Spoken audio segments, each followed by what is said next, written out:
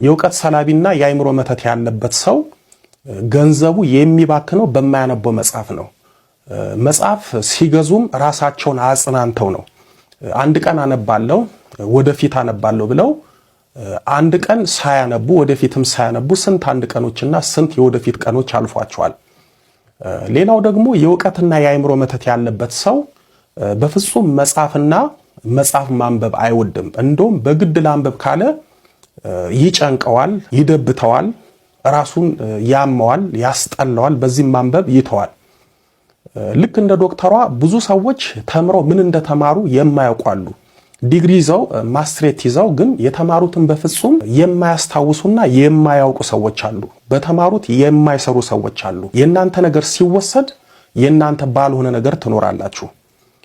አንዳንዶቹ ጎበዝ ተማሪ ሆነው ሌሎቹም ጥሩ ተማሪ ሆነው ነገር ግን በድንገት የተማሩት ነገር ይጠፋቸውና ባዶ ይሆናሉ።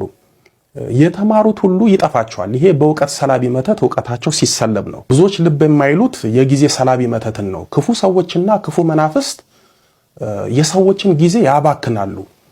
የሰው ጊዜ በሰላቢ መተት ይሰለባል። የጊዜ ሰላቢ መተት ማለት በምታገቡበት ጊዜ እንዳታገቡ፣ በምትወልዱበት ጊዜ እንዳትወልዱ፣ በምትማሩበት ጊዜ እንዳትማሩና የህይወት ጊዜያችሁን በአግባቡ እንዳትጠቀሙ የሚያደርግ ክፉ መንፈስ ነው። የናንተን ጊዜ ሰልበው በእናንተ ጊዜ ያገባሉ፣ ይወልዳሉ፣ ይማራሉ፣ ይሰራሉ። እናንተ ግን የሆነ ነገር አድርጉ ስትባሉ ጊዜ አይበቃኝም ትላላችሁ። ተማሩ ስትባሉ ይሄንን ስሩ ስትባሉ ጊዜ ያላችሁ ጊዜ አይበቃኝም ትላላችሁ። ጊዜያችሁ ሲሰለብ የናንተ ጊዜ በማይረባና በማትጠቀሙበት ነገር ጊዜያችሁን ታባክናላችሁ። ጊዜው የተሰለበበት ሰው ለምንም ነገር ጊዜ አይኖረውም። ጊዜው የተሰለበበት ሰው ማለት ባጭሩ ህይወቱ የተወሰደበት ሰው ማለት ነው። ጊዜው የተሰለበበት ሰው ስለ ጊዜው ምንም አይመስለውም። ሰዎች በጊዜያቸው ብዙ ነገር መስራት፣ መቀየር፣ መለወጥ እየቻሉ ጊዜያቸው ስለተሰለበ ባሉበት ቆመዋል። አንዳንዱ ስንት ነገር የሚያደርግበት ጊዜ ያለው ጊዜ የለኝም እያለ ግን ጊዜውን በማይረባ ነገር ያሳልፋል። ጊዜ ሲሰለብ የነገ ተስፋ ባዶ ይሆናል። ጊዜያችሁ ሲሰለብ ነገ ራዕይና ተስፋ አይኖራችሁም። ጊዜያችሁ ሲሰለብ ያለ ጊዜያችሁ ህይወትን ታጣላችሁ። ጊዜያችሁ ሲሰለብ ጊዜው ጥሏችሁ ይሄዳል። ጊዜው ላይ ሳትደርሱ እየባከናችሁ ትኖራላችሁ። ጊዜያችሁ ሲሰለብ እንኳን ለመስራት ለጸሎት ጊዜ ታጣላችሁ። ለጸሎት ጊዜ ያጣ ሰው ለእግዚአብሔር ጊዜ ያጣ ሰው ነው። ለእግዚአብሔር ጊዜ ያጣ ሰው ደግሞ ለምንም ነገር ጊዜ የለውም። ጊዜውም ለእርሱ አይሆንም። ጊዜው የተወሰደ ሰው ምንም ሳይሰራ ይነጋል፣ ይመሻል። ጊዜውም እድሜውም ዝም ብሎ ይባክናል፣ ይሄዳል። ጊዜ ህይወት ነው። ጊዜ ጸጋ ነው። ጊዜ በረከት ነው። ጊዜ እንኳን ስጋችሁን ነፍሳችሁን የምትጠቅሙበት ነው። ጊዜ ገንዘብ ነው። ጊዜ ለምትደርሱበት ቦታ መንገድ ነው። ጊዜ በእርጅናችሁ ዘመን እየመነዘራችሁ የምትጠቀሙበት ሲሳያችሁ ነው። ጊዜ ለትዳራችሁ፣ ለትምህርታችሁ፣ ለመስራታችሁ፣ ለመለወጣችሁ፣ ለስኬታችሁ፣ ለከፍታችሁ፣ ለህይወታችሁ ቁልፍ ነው። ጊዜ ለነገ ልጆቻችሁ ህይወታቸውን የምታስተካክሉበትና ከናንተ የተሻለ እንዲኖሩ የምታደርጉበት ስጦታ ነው። ጊዜያችሁ በክፉ ሰዎችና በክፉ መናፍስት ከተወሰደ ህይወት ጨለማ ናት። ህይወት የቁሞት ናት። በመጽሐፈ መክብብ በምዕራፍ 9 ቁጥር 12 ላይ ሰውም ጊዜውን አያውቅም ተብሎ ተጽፏል። ብዙዎቻችን ጊዜ እያለን የጊዜ ባለቤት እግዚአብሔር ጊዜ ሰጥቶን ግን ጊዜያችንን የማናውቅና ጊዜያችንን በአግባቡ የማንጠቀም ብዙ አለን። ክፉ መናፍስት ጊዜያችንን በማይሆን ነገር እንደሚያባክኑ ሁሉ ጊዜያችንን በሚጠቅመን በሚመስል ነገር ያባክኑብናል። አንዳንዶች በጊዜያቸው አግቡ ሲባሉ ትንሽ ጊዜ ልቆይ ይላሉ። ሌሎቹም ተምረው ስራ ይዘው አግቡ ሲባሉ ቆይ ልማር፣ ማስተርሴን ሊያዝ፣ ትንሽ ልስራ፣ የሆነ ነገር ሊያዝ፣ ቤተሰቦቼን ልርዳ፣ ወንድሞቼን ላስተምር፣ ለቤተሰቦቼ ቤት ልስራ እያሉ እነሱ ግን የሚያገቡበትን የሚወልዱበትን ጊዜ ያባክናሉ። እንዲህ አይነት ጊዜ ለመልካምና ለመስዋዕትነት የሚጠፋ ቢሆንም የናንተን ጊዜ ግን ይገድላል። ጥቂት የማይባሉ ሰዎች ጊዜያቸውን መስዋዕት አድርገው ለቤተሰባቸው ቤት ሰርተው ህይወታቸውን አስተካክለው የነሱ የህይወት ቤት ግን ፈርሷል። የነሱ ህይወት ተበላሽቷል። ብዙዎች ለዓላማቸው፣ ለትምህርታቸው፣ ለቤተሰባቸው ጊዜያቸውን ሰውተው በመጨረሻ እነሱ በጊዜያቸው ማድረግ የሚገባቸውን ነገር ሳያደርጉ ይቀራሉ። የሰው ልጅ መልሶ ከማያገኘው እስከ ወዲያኛው ድረስ መልሶ ሊያገኘው ከማይችለው ነገር አንዱ ጊዜ ነው። ጊዜያችሁን በአግባቡ ተጠቀሙ። ሌላው እጅጉን የተለመደው የገበያ ሰላቢ መተት ነው። ይህንን ብዙዎች ይጠቀሙበታል። የገበያ ሰላቢ መተት ማለት 4 አይነት ነው። አንደኛው የገበያ ሰላቢ መተት ገበያችሁን የሚሰልቡበት ነው። ሁለተኛው የገበያ ሰላቢ መተት የሸጣችሁበትን ገንዘብ የሚሰልቡበት ነው። ሶስተኛው የሰላቢ መተት የእናንተ ገበያ ተዘግቶ የነሱ ገበያ ደርቶ የሚጠቀሙበት ነው። አራተኛው የሰላቢ መተት ሀብት ንብረት የሚወድምበትና የሰውን ገንዘብ የሚያባክኑበት ነው። እነዚህን እንመለከታለን። አንደኛውና ገበያችሁን የሚሰልቡበት መተት ለምሳሌ ሱቅ አላችሁ እንበል። በእናንተ ላይ የገበያ ሰላቢ መተት ከተመተተባችሁ ሰዎች ከናንተ አልፈው ወይም ከናንተ ሱቅ ወጥተው በእናንተ ላይ የገበያ ሰላቢ ወዳስመተቱት ሱቅ ገብተው ይገዛሉ። የናንተ ደንበኞችም እናንተን አልፈው ወይም ከናንተ ሱቅ ወጥተው ቆይ መጣ ብሎ የገበያ ሰላቢ መተት ካስመተቱት ሰዎች ሱቅ ገብተው ገዝተው ይሄዳሉ። የናንተ ገበያ በሰላቢ መተት ስለተሰለበ ጥሩ ዕቃ ይዛችሁ አትሸጡም። ዝንብ ስታባርሩ ባለመሸጣችሁ ስታማርሩ ትውላላችሁ። ምክንያቱም ገበያችሁ በገበያ መተት ተሰልቧልና። ባጭሩ ይሄኛው መተት የናንተን ገበያ ለመሳብና ወደ ራሳቸው ለማምጣት እንዲሁም ገበያችሁን ወደ ራሳቸው ለማዞር የሚጠቀሙበት ነው። ሁለተኛው የገበያ ሰላቢ መተት የሸጣችሁበትን ገንዘብ የሚሰልቡበት ያልኳችሁ ነው። ለምሳሌ ጥሩ ሱቅ ወይም ምግብ ቤት አላችሁ እንበል። በሱቃችሁ ውስጥ በምግብ ቤታችሁ ጥሩ ገበያ አላችሁ። ብዙ ሰው እየመጣ ከሱቃችሁ ዕቃ ይገዛል። ከምግብ ቤታችሁም ሰው እየመጣ ይመገባል። በዚህም ጥሩ ትሸጣላችሁ፣ ገበያችሁም የደራ ይሆናል። ነገር ግን ከጧት እስከ ማታ በተጠቃሚ ተጨናንቃችሁ ብዙ ነገር ሸጣችሁ ማታ ገንዘቡን ስትቆጥሩ የሸጣችሁትና ያገኛችሁት በፍጹም አይጣጣምም። ገበያው ብዙ ነው፣ ካዝናው ግን ከባዶ ያልተናነሰ ነው። ቀን ብሩን ተከምሮ ታያላችሁ፣ ማታ ስትቆጥሩ ትደነግጣላችሁ። የሸጣችሁትና ያገኛችሁት ገንዘብ አይመጣጠንም። ይሄ የሚሆነው የገበያ ሰላቢ መተት ሲኖርባችሁ ነው። ከዚህ ጋር በተያያዘ ለምሳሌ ሱቅ ካላችሁና የሰላቢ መተት ካለባችሁ የሰላቢ መተቱ አንደኛ የምትቀጥሩት ሰራተኛ ገንዘባችሁን የሚሰርቃችሁ ነው። ሁለተኛ መንፈሱ ገንዘባችሁን በሰው ያሰርቃችኋል። ብዙ ሰዎች የቀጠሩት ሰራተኛ ገንዘባቸውን እንደሚሰርቃቸው እየሰሙ እያወቁ ሰራተኛቸውን አያባርሩም። ምክንያቱም የሰላቢ መተት እነሱን ለመጉዳት እንደውም የሚሰርቃቸውን ሰው ታማኝ አድርጎ እንዲያስቡት ያደርጋል። ብዙ ሰዎች ገበያ ያለው ጥሩ ሱቅ፣ ጥሩ ምግብ ቤት፣ ሌላም ነገር አላቸው።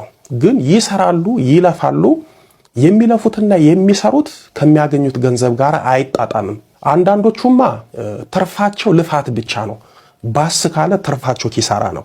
ሶስተኛው የሰላቢ መተት የእናንተን ገበያ ዘግቶ የነሱ ገበያ ደርቶ የሚጠቀሙበት ያልኳችሁ ነው። ይህም የእናንተ ምቀኞች በእናንተ ላይ የሰላቢ መተት ሲያስመትቱ ሁለታችሁም አንድ አይነት ሱቅ ወይም ሸቀጣ ሸቀጥ መሸጫ እያላችሁ ሁለታችሁም ምግብ ቤት ወይም ልብስ ቤት እያላችሁ እናንተ ቀኑን ሙሉ እንኳን የሚገዛችሁ የሚጠይቃችሁ ይጠፋል። ከጎናችሁ ያሉት በእናንተ የሰላቢ መተት ያስመተቱት ግን ቀኑን ሙሉ ይሸጣሉ፣ በገዢዎች ይጨናነቃሉ። ይሄ ብቻ አይደለም። ለምሳሌ አንድ የማምረቻ ድርጅት ቢኖራችሁና በዚህም ተፈላጊ ዕቃ የምታመርቱና የምትሸጡ ከሆነ የሰላቢ መተት ካለባችሁ ግን የሚፈለገው ዕቃ ተረካቢዎች አይገዟችሁም። ከእናንተ ያነሰውንና የባሰውን ይገዛሉ። የሰላቢ መተት ክፋቱ ገንዘብ ማባከን ብቻ ሳይሆን እድላችሁንም ይዘጋል። እድላችሁን በመዝጋት ነው እጃችሁ ላይ ያለውን የሚሸጠውን ዕቃ ሰው እንዳይገዛችሁ በማድረግ የሚያባክነው። በሰላቢ መተት የእናንተን ገበያ ዘግተው በእናንተ የገበያ እድል ሸጠው ስለሚውሉ እናንተን የሚገዛችሁም የሚጠይቃችሁም የለም። ምክንያቱም የእናንተን የገበያ እድል በገበያ ሰላቢ መተት ስለወሰዱ። ለዚህ አንዱ መፍትሄ ጠዋት ሱቃችሁን፣ ምግብ ቤታችሁን፣ ድርጅታችሁን እየከፈታችሁ ጸበል መርጨት ይገባል። ምክንያቱም የሰላቢ መተት የሚመተተው አንድም በሚጣል ነገር ስለሆነ በሱቃችሁ፣ በምግብ ቤታችሁ፣ በድርጅታችሁ ደጅ ስለሚጣል ጸበል ከረጫችሁት የሰላቢ መተቱ ይሻራል ወይም ጸበሉ እንዳይሰራ ያደርገዋል። ይህንን ማድረግ ስለ እውነት በጣም ቀላል ነው። ግን ብዙዎች ይህንን አያደርጉም። በዚህ ምክንያት ነው የማንም የሰላቢ መተት መጫወቻና መፈንጫ የምትሆኑት። አራተኛው የሰላቢ መተት ሀብት ንብረት የሚያወድሙበትና የሰውን ገንዘብ የሚያባክኑበት ያልኳችሁ ነው። ይህንን የሚያደርጉት እናንተም በፍጹም የሚጠሉና ከውድቀታችሁ እስከ ሞታችሁ የሚፈልጓችሁ የለየላቸው ምቀኞቻችሁ ጠላቶቻችሁ ናቸው። በህይወታችሁ፣ በንብረታችሁ፣ በሀብታችሁ፣ በገንዘባችሁ በመቅናት አንድ ሰው ጠላት ሆኖባችሁ ንብረታችሁ፣ ሀብታችሁ፣ ገንዘባችሁ እንዲወድም እንዲባክን ካስመተተባችሁ በጣም በሚገርምና በሚያስደነግጥ ሁኔታ በአይናችሁ እያያችሁት ሀብታችሁ ይባክናል፣ ንብረታችሁ ይጠፋል፣ ገንዘባችሁ ይባክናል። በክፉና በጠላታችሁ በተቀናቃኛችሁ የተመተተባችሁ የሰላቢ መተት ሙሉ ንብረታችሁን፣ ሀብታችሁን፣ ገንዘባችሁን በማባከንና በመስለብ ከባለ ሀብትነት ወደ ድህነት ሊያወርዳችሁ ይችላል። የሰላቢ መተት ከተመተተባችሁ ሀብት ንብረታችሁ በሆነ ባልሆነው ይጠፋል፣ ገንዘባችሁ ይባክናል። ስለዚህ ክፉ ሰዎች ተቀናቃኝ ባሉት ሰው ላይ ንብረት ሀብት የሚያወድም ገንዘብ የሚያባክን የሰላቢ መተት አስመትተውበት እነሱ ሀብት ንብረቱ ሲጠፋ ገንዘቡ ሲባክን በክፉ አይን ቁጭ ብለው ያሉ ሳልናገር ማላልፈው አንድ ነገር አለ። እናቶችና አባቶች ልጆቻችሁ ንቁ እንዲሆኑ፣ ተማሪ ጎበዝ ተማሪ እንዲሆኑ፣ እንድታገባ ወንድ እንድትቀርብ፣ ከቤት ወጣ ትዳር እንድትይዝ፣ ከኔ ጋር አረጀች ቤት ውስጥ ተቀመጠች እኮ በቃ አብራ እሷም ከኔ ጋር ልታረጅ ነው እያላችሁ ልጆቻችሁን ወጥተው በዝሙት እንዲወልቁ የማይሆን ትዳር ውስጥ እንዲገቡ የምታበሏቸውን፣ የምታጠጧቸው፣ የምታስካድሟቸውን ነገር አቁሙ። በእውነት ነው የምላችሁ። አንደኛ በምድር ላይ የወለዳችኋቸው ልጆች የገዛ ልጆቻችሁ ሲሰቃዩ እያያችሁ ትቃጠላላችሁ። ሁለተኛ በሲኦል ደግሞ ለልጆቻችሁ ሞትም ሆነ ለሲኦል መግባት ተጠያቂ ነው የምትሆኑት። የዘዳግም ምዕራፍ 28ን በደንብ አንብቡት። እያንዳንዷ ነገር ቁልጭ አጎል የሚናገረው ሕጌን ትእዛዜን ባለመጠበቃችሁ፣ ባዕድ አምልኮ በማምለካችሁ፣ ኮከብ ቆጣሪ ጋር በመሄዳችሁ፣ የአሕዛብን አማልክት በማምለካችሁ፣ አቴቴውን ጨሌውን በመቀበላችሁ፣ አረቄና ሳር እየጎዘጎዛችሁ አረቄ እያፈሳችሁ ለወንዝ የምትገብሩ፣ ዛፍ ቅቤ የምትለቀልቁ፣ የመዳፍ የምታነቡ፣ ስኒ የምትዘቀዝቁ፣ አጠቃላይ የሞራ ገላጮች የአስማተኛ ስራ ምናምን የምትሰሩ ሰዎች በምድር ላይ ሳይመቻችሁ አጋንንቱም እንደፈለገ እያጠናገራችሁና ዛምዛም እያረጋችሁ በሲኦልም ተሰቃይታችሁ ለዘላለም እየኖራችሁ እንዴት ነው ሰው እንደዚህ ኑሮ መኖር የሚፈልገው? የገዛ ልጃቸውን ነው እንግዲህ መስተፋቀር አብልተዋት የውሻ ስጋ ነው አብልተዋት እንግዲህ እንዲህ ሆነችው። እኔ አሁን እንደ ውሻ መስራት ትታየኛለች፣ ጭራም አላት፣ ትነክሰኛለች ስላለ ነው እኔ ውሻ ብዬ የምደመደሙ ያለሁት እንጂ እነሱ አልተናገሩም አባትየው። እኔ ከልምድ ነው የምነግራችሁ ከራሴ እና ልጅን በቁም ያለ ሰው የሚመስል ውሻ ማድረግ ማለት እኮ ነው መናፍስትን ማዋረስ ማለት። ልጅቷ እኮ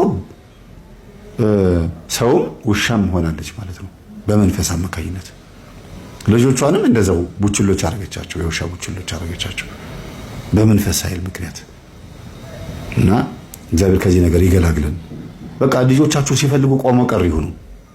በመናፍስት ከምታጋቧቸውና ደብተራ ጋር ጠንቋይ ጋር ሄዳችሁ ወይም የሆነ ነገር አብልታችኋቸው የሆነ ነገር ተደርጎ አሽትታችኋቸው ምናምን በዚህ ባዕድ በሆነ ኃይል ልጆቻችሁ ትዳር እንዲይዙ፣ ስራ እንዲይዙ፣ ገንዘብ እንዲሰጧችሁ የምትፈልጉ ከሆነ በጣም አንድ ማጋለጥላችሁ ቲክቶከር አለ አስመሳይ በየቤተ ክርስቲያኑ እየዞረ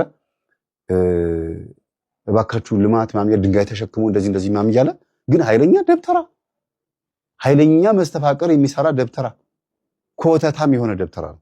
በጣም ብዙ ፎሎወር ያለው ግማሽ ሚሊዮን ምናምን በላይ ኧረ ሚሊዮን ሳይገባ ይቀራል። የታወቀ ደብተራ ነው። ልጅ ነው፣ ወጣት ነው። በቃ ማለት ስታዩት የሚዘምረው ዝማሬ የሚናገረው ንግግር ምናምን ግን ልም ያለ ደብተራ ነው። አፍዛ ደንዝዝ አለበት። ከልጅነት ጀምሮ በድብትርና ነው ያደገው ማለት ይቻላል። በዚሁ ነገር ነው ያደገው። አመጣላችኋለሁ እስቲ ምን አባቱ እንደሚያመጣና ያለን ብዙዎችን ያስፈራራል አሉ እንደዚህ ሊያጋልጡት ሲሞክሩ። እስቲ እናያለን። እስቲ አመጣና አሰጣውና ከዛ በኋላ እኛ ጋር ያለው የቅዱስ ቁርባን የክርስቶስ ኃይል ነው የሚበልጠው ወይስ እሱ ጋር ያለው የደብተራ ኃይል ነው የሚበልጠው? እናያለን። እንዲህ ያለውን ተሸክማችሁ ነው አይደል የምትኖሩት? እና ይሄ አገልግሎት በጣም በጣም ትልቅ ስር ሰዶ የሄደ አገልግሎት ነው። አሁን የምናገለግልበት አገልግሎት በየቤታቸው በየጸሎት ቤታቸው እየቀጠቀጡ እየሰገዱ ቅዱስ ቁርባን እየተቀበሉ እየተጠመቁ የስንቱን ደብተራ ዛር መንፈስና ድግምት ይዘው በድብቅ እየሸኙ ስለሆነ ነው። ተማሪዎቻችን ጨዋ ስለሆኑ ነው እንጂ እናውጣና አጋልጥ ቢሉ ከነስማቸው ከነመልካቸው ነበር የሚያወጡት። በእያንዳንዱ ደብር በጣም አነሰ ከተባለ 3 ደብተር አለ። የሚገርማችሁ በእያንዳንዱ ደብር ስር ማሽቀጠል በጣሽ ከሆነ አይገርማችሁ። እንደገና በእያንዳንዱ ደብር ደግሞ እንደው ቢያንስ 25-30 አገልጋይ ቢኖር አብዛኛው 75% አብሾና አፍልሆ ወይም ደግሞ አብነት ትምህርት ቤት ላይ የተዋረሱ ናቸው። ስለሚያውቁ ስለምንተዋወቅ እንዴት እንደምንተያይ እኔም ፊት አልሰጣቸውም። ሄጄ ክርስቶስ ጋርና ደም ተቀብዬ ነው የምመጣው። የምቀበለው ከነሱ እጅ ቢሆንም የተቀበልኩት ግን ስጋና ደሙ ነው። ከልጆቼ ጋር ሄጄ አስቀድሰን ሹልክልን ወደ ቤታችን። ሌላ ምንም ነገር አያስፈልገንም። ይሄን ነው እኛ የምንፈልገው። እና አሁን የተገለጠበት ዘመን ነው። ምኑ ሲባል የማይገለጥ የተከደነ የማይታይ የተሰወረ የለም፣ ሁሉ ወደ ግልጥ ይመጣል ብሎ ክርስቶስ የተናገረው ቃል ፍንትው ብሎ የሚታይበት ነው። በድብቅ ሲሰሩት የነበረው ነገር ሲገለጥባቸው ቀኑ። እነዚህ አባቶች አባ ሲባሉ እነሱም ፈልገው እስቲ ዋቸው ካባ ለብሰው ወይም ሰባኪ ሆነው የሆነ ነገር አድርገው እነሱም እንደዚህ ሲሸረገድላቸው ይሁት። እነሱ ማን ይናገራቸው? ሲያጎነብስላቸው ሁሉም እየመጣ እዚህ ጋር እነዚህኞቹ አባቶች ደግሞ ህዝብ ሲወዳቸው ደግሞ ሰው አትከተሉ ይላሉ ራሳቸው። እነሱ እኮ ሰው እየተከተላቸው እኮ ምን ማለት ነው? ሰው አትከተሉ ወንጌላቸው ነው ሰው የሚከተለው። ታዲያ እነሱ የሚሉትን ለመስማት ካልመጣል ማን የሚሰማው? ግድግዳው ይናገራል፣ ድንጋዩ ይናገራል፣ ምኑ ይናገራል? እና አንዳንዴ የቅናት መንፈሳቸው ጎልቶ የወጣባቸው አባቶች አሉ። በቃ ሊቅ ተብለው መምህራን ተብለው ቴዎሎጂ ተምረው ምናምን በቃ የሚገራርም ክብር ያላቸው አባቶች በደንብ ይታይባቸዋል። ከዛ መልሰው ደግሞ በሰው አትፍረዱ፣ በሰው ህመም አትፍረዱ፣ እኛ እዚህ ነገር ውስጥ አንገባም፣ የሰው ነገር አያስፈልግም ምናምን ብለው ደግሞ ይሰብካሉ፣ ያስተምራሉ። አንዲት ሴት ከጾመች ከጸለየች ከሰገደች አቤቱ ማሪም ብላ እንባዋን አፍስሳ በምትጸልይበት ቦታ ላይ ሆና እመቤቴን ከተማጸነቻት እንዴት ነው የማትገለጥላት? እንዴት ነው መላእክት የማይገለጡት? ሰው ልቡን ለእግዚአብሔር ሰጥቶ የዋህ ሆኖ ቅን ሆኖ እባክህን አድነኝ ፈውሰኝ ብሎ ሲጸልይ መገለጥ ለምን መጣለት ይባላል? ወይም ደግሞ ለምን ይሄ ታየው ይባላል? እኔ አልታየኝም። ይሄ እኔ አንድም ቄስ አይቼ አላውቅም። እኔ አንድ መርጌታ በህልሜ አይቼ አላውቅም። እንዴት ነው ማርያም ታየችን ስላሴ ታየኝ የምትሉት? እንዴት በምዕመናን ይቀናል? ምዕመናን ማርያምን ስላዩት፣ ምዕመናን ድንግል ማርያምን መላእክትን ስላዩ ስላለቀሱ በእንባቸው ስላሴን ስለሳቡ ወይም የእግዚአብሔር ክርስቶስ ፍቅር ወደ እነሱ ስለመጣ አይደለም እንዴ? እና አንዳንድ ጊዜ በጣም ከባድ ነው በእውነት ቤተሰቦች፣ በጣም ለመናገር ይከብዳል። እና እግዚአብሔር ከቅናት መንፈስ ይታደገን። ሰላሙ ነው።